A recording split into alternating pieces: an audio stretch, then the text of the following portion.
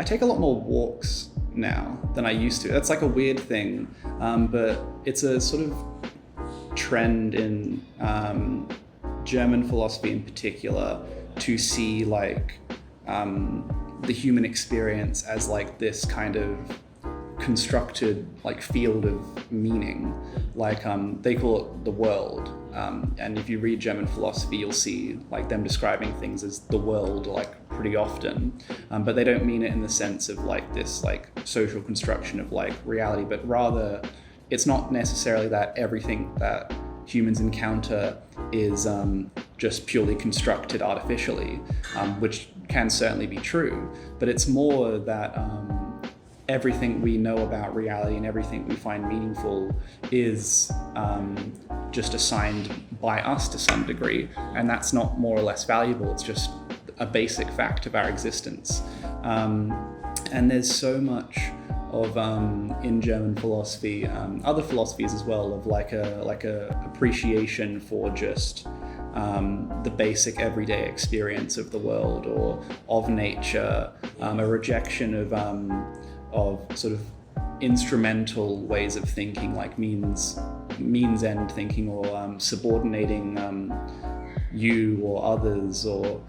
parts of the world to specific ends, or determining not only like what you are capable of, but what anything is capable of. There is a kind of like weird sort of leaning where it like everything is meaningful in that sense, and which might be kind of cliche, but definitely like consuming art and hanging out with people has been quite dramatically changed by that sort of sense of like there's like a kind of there's a phrase in I think Aristotle and Plato both say that philosophy begins in Thormesein, which means wonder, and that's very much what I mean by like trying to gain appreciation for that basic everyday experience of everything, that wonder, that like encounter with others, the natural world, art, expression, anything. That's certainly been a huge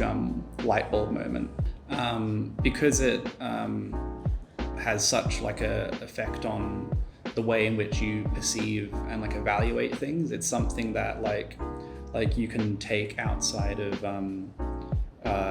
philosophy and into everything. So like the way in which I consume like media has changed, the way in which I engage with like people has been affected, and sort of like basically everything I do has been changed in either a small or like a large way by studying philosophy. And a lot of that honestly has to do with just that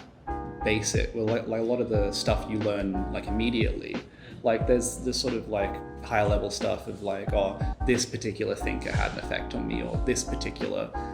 text had an effect on me. But there's also just the very basic, like just the way of like the whole like idea of like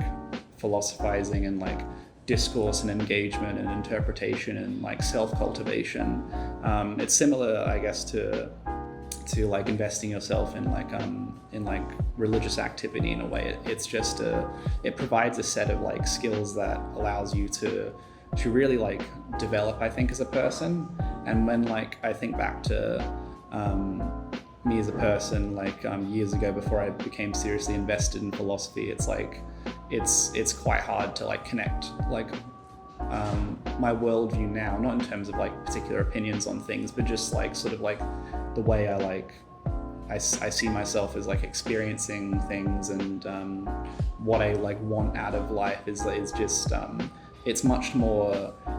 explicit and active in a way that it wasn't back then. It's sort of like there's like a passivity to